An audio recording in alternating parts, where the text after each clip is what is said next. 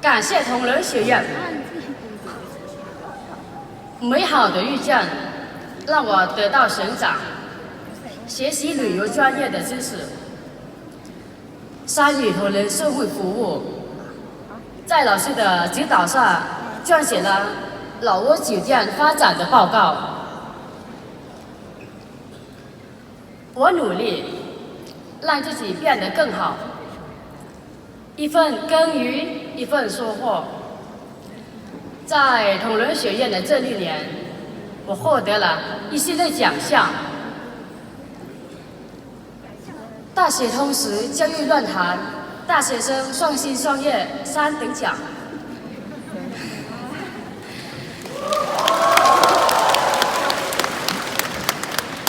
第11届中国东盟教育交流周期间留学生羽毛球大赛3等奖。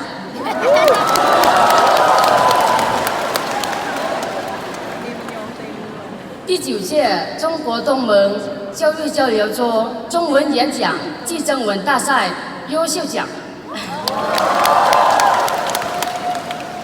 在同仁学院第3届、第4届留学生汉语技能大赛2等奖。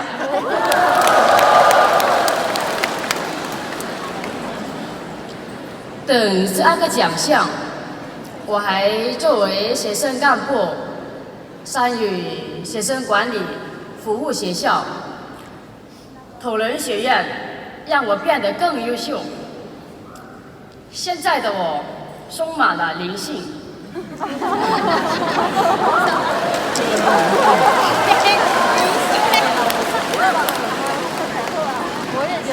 充满了灵性，更加包容，拥有了更多的智慧。我很自豪，我实现了人生的蜕变。未来，我将秉承明哲致用的理念，立足于老挝的需求，服务于我国家的发展。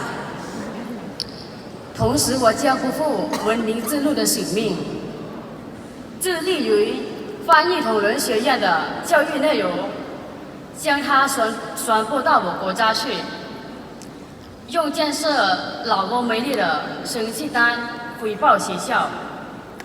到那时，我欢迎我同仁的新人们到我们老挝去走走，去看看，欢迎你们。